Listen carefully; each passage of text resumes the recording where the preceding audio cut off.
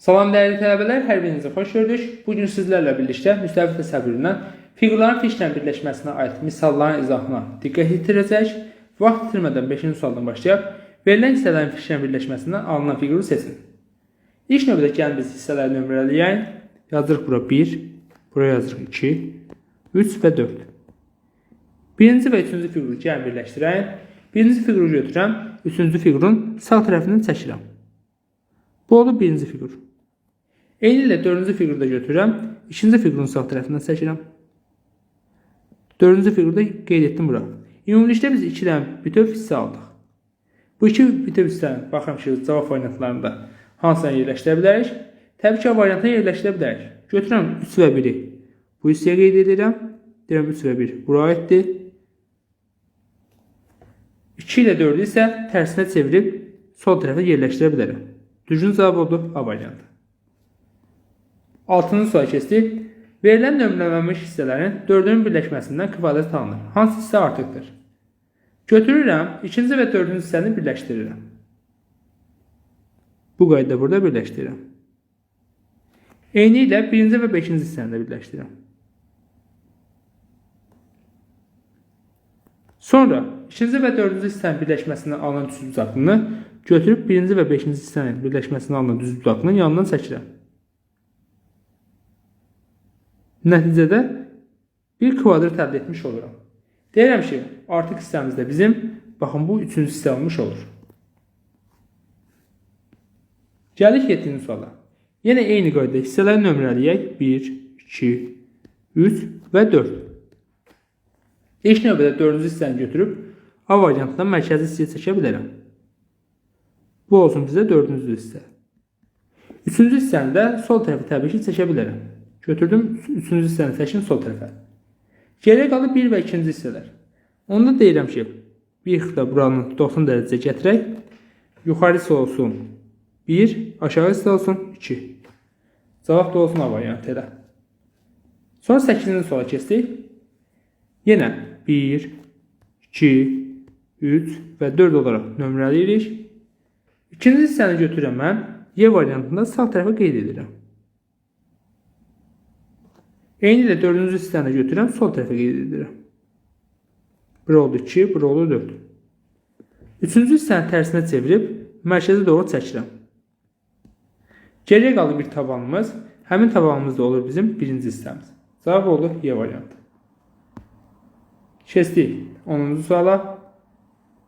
10-cu sualda yenə 1, 2, 3 və 4 olaraq hissələri nömrələyirəm. İkinci hissəni 90 dərəcə fırlayıb gətirib 4-cü hissə ilə birləşdirirəm. Və nəticədə bir düzbucaqlı alıram. Həmin düzbucaqlını biz B variantına, C variantına, D variantına qeyd edə bilərik. Amma götürürəm, mən C variantına həmin iki hissəni qeyd edirəm birbaşa. Nə üçün? Çünki bizim ikinci və 4-cü hissədən əlavə birinci və 3-cü hissəyə olan 2 tabanımız var. Həmin tabanın birini C variantında sağ tərəfə, birini isə sol tərəfə qeyd edirəm. 3-ü qeyd edirəm sağa, biri də qeyd edirəm sola. Cavabımız da olur C variantı. 13-cü suala keçək. 1, 2, 3 və 4. Birinci hissədə olan düzbucaqlığını götürən B variantında sağ hissəyə qeyd edirəm. Bura olur 1. 4-cü hissəni 90 dərəcə çevirib aşağı hissəyə qeyd edirəm. Bura olur 4. Sonra ikinci hissəni götürüb mərkəzə çəkirəm. Bura oldu 2. Üçüncü hissədə qaldı sol yuxarı küncə. Cavab da oldu B variantı. 15-ci sual. Gəlin hissələri nömrələyək. 1, 2, 3 və 4. Üçüncü hissəni götürəm. D variantında sol hissəyə yerləşdirirəm. Gətirim çəkdim D variantında sol hissəyə 3. Sonra 4-cü hissəni təbii ki, mən aşağı hissə çəkə bilərəm. Bu hissəyə yazıram 4. Geriyə qalıb 1 və 2-ni yerləşdirmək. 1 baxıram kör bucaq əmələ gətirir. 2 isə iti bucaqdır. Onda götürəm bu hissədə müəyyən bir ayrımı edirəm. Misalın bu qaydada edək. Deyirəm ki, birinci hissə yuxarı olsun, ikinci hissə də aşağı olsun. Cavab da olur D variantı. Gəldik 17-ci suala. 1, 2, 3, 4 və 5 hissəmiz var. Götürürəm birinci hissəni B variantında sağ tərəfi qeyd edirəm. Bura olur birinci hissə. Daha doğrusu biri yox, ikinci hissə. Üçüncü hissəni götürürəm. Mərkəzə doğru qeyd edirəm. Baxın bura. Bura oldu üçüncü hissə. Birinci hissəni sol tərəfə qeyd edirəm.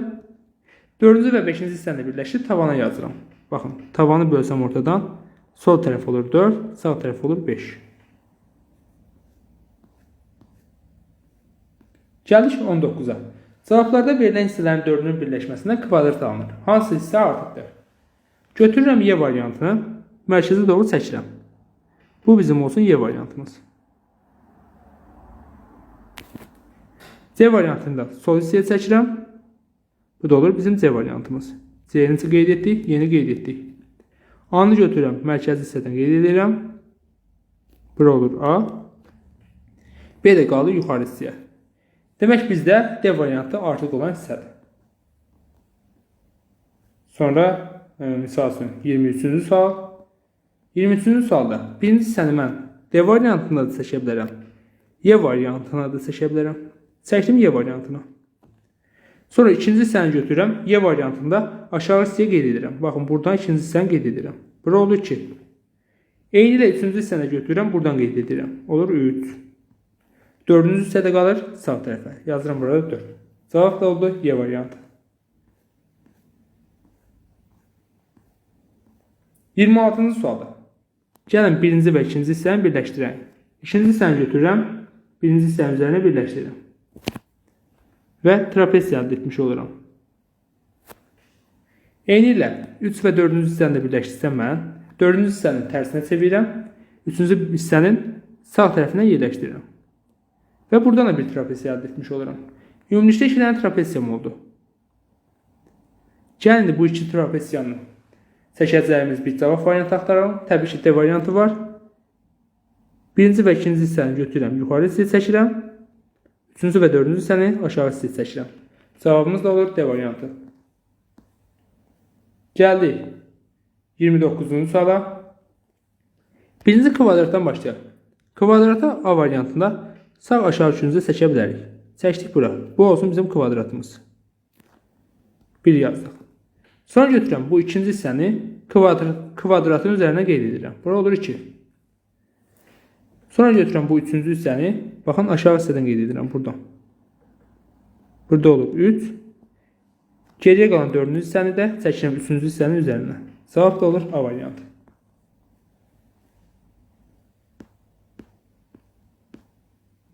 Otuz 7-ci suala gəldik. Verilmiş fiqurlardan dövrü birləşdikdə göstərilən altı bucaqlı alınır. Hansı fiqur artıqdır? Götürürəm C variantını. Baxıram ki, başlıq hissələri bərabərdir. Onda yuxarı hissəyə seçə bilərim. C variantını buradan qeyd edirik.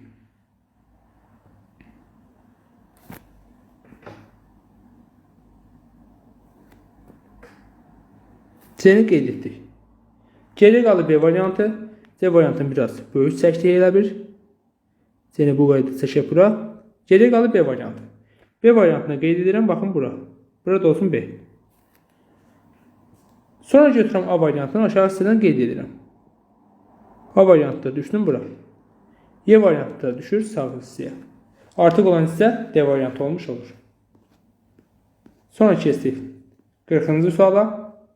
40-cı sualda cavab variantlarındakı hissələrin dördünün birləşməsindən verilmiş düz uzaqlı alınır. Hansı hissə artıqdır? Götürürəm B variantının tərsinə çevirirəm. Çəkirəm D variantının üzərinə. Burada seçirəm. Sonra Y variantını sağ hissəyə yerləşdirə bilərəm. Y variantını yerləşdirirəm bura.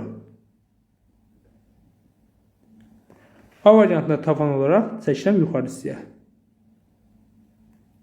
Cavabım da olur C variantı. Artıq olan hissə oldu C variantı.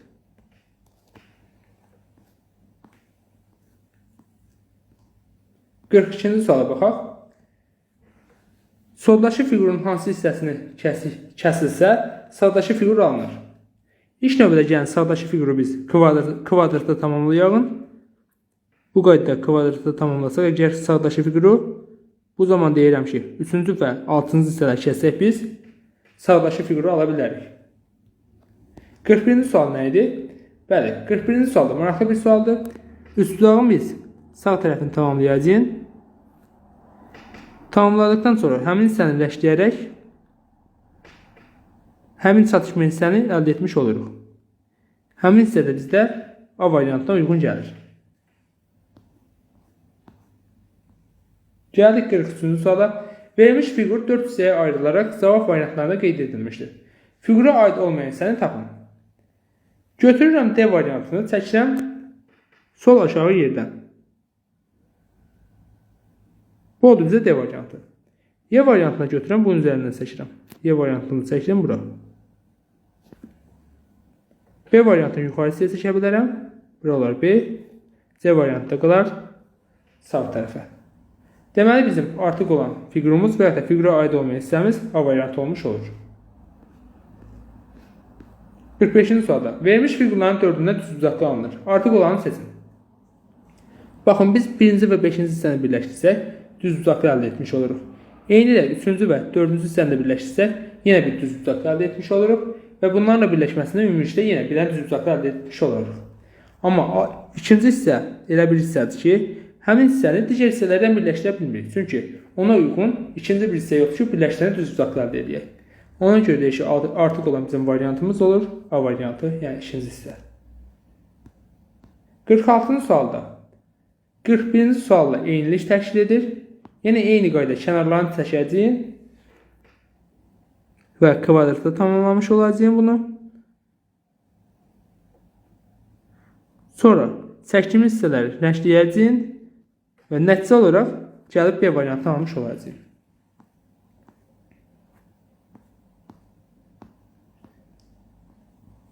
Gəldik 52-ci suala. Verilmiş fiqur 4 hissəyə ayrılaraq cavab variantlarında qeyd edilmişdir. Fiqura aid olmayan hissəni tapın. Gəlin D variantını biz götürüb A variantının üzərini seçək. Götürürəm buradan bu hissəni ayırıram.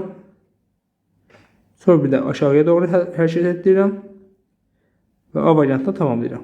Bu oldu bizim D variantımız. Bu hissə A'dır, bu oldu D. Geriyə qalıb B və C variantlarını yerləşdirmək. Götürürəm C variantını, baxın, bu hissədən yerləşdirirəm mən. Çəkirəm belə, sonra bu hissəni də çəkirəm, baxın burada. Necə çəkək? Bu qaydada altı bucaqlığımızı tamamlayalım. Sonra deyək ki, C variantını çəkirəm buradan. Bura olur C. Burada olur B variantı.